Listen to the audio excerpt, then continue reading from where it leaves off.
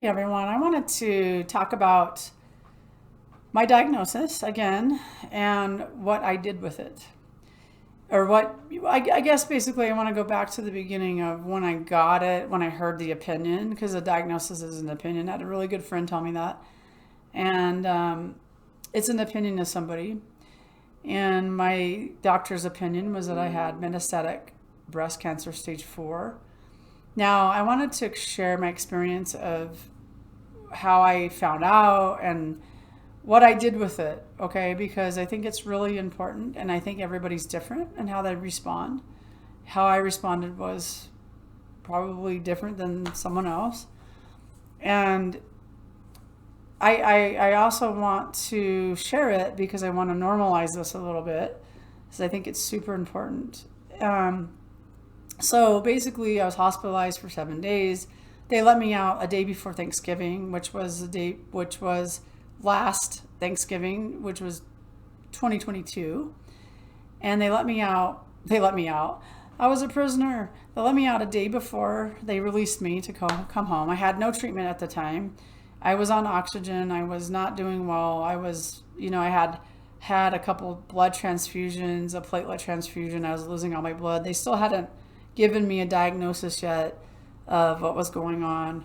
Um, I didn't know. I was just clueless. So I went back probably the following weeks. I think I was still in November. I think it might have been like the 28th, I believe. I don't remember the exact day. I knew it wasn't good. So I didn't know that much. Um, so when I went in, it was a very weird feeling. So I knew they were going to tell me something. And then I knew like there was going to be a next step of like what we're going to do next. And so I was with my sister and we went in and there was two doctors that were in there and they just said that you have metastatic breast cancer, which is stage 4. And then my sister goes, well, what does that mean? And then the doctor was like, well, the cancer spread to the bones.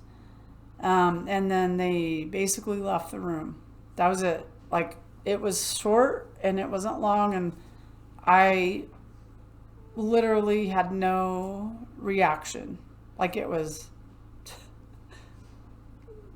just a blank, feeling. I don't have any feelings. And going back to that moment, I don't have any feelings about it. Like, it was just a blank thing. I don't even know. It, I believe that it was shock and trauma. So I believe that I put up a trauma wall to stop myself from experiencing the fullness of that diagnosis. And so that could happen to you, or it could happen to somebody. Maybe it happened to you, or somebody you know. If you have a loved one that's going through this, that might happen to them. It's totally a thing that happens. I don't think there's anything wrong with it. I think it's a protection. And I will tell you that eventually it sunk in. It took a little bit. I had an experience where I finally had a breakdown, which was probably a month later. I think it took a month. Now, for me, I was in a fog. I was still not feeling well. My blood was tanked. I was just weak. I wasn't breathing very well. So there was all that going on as well. So that probably didn't help me process what was happening. And so I ended up eventually having a breakdown around it, which was a good thing. That was a good thing, and we'll talk about that a little bit more too in another video. But I just wanted to normalize that a little bit because that happens. Like, you're going through this is a huge deal. Like, my mind could just not wrap myself, I could not understand what was happening until I did. So that's what I did with it. And so do me a favor, please take care of yourself today and live you.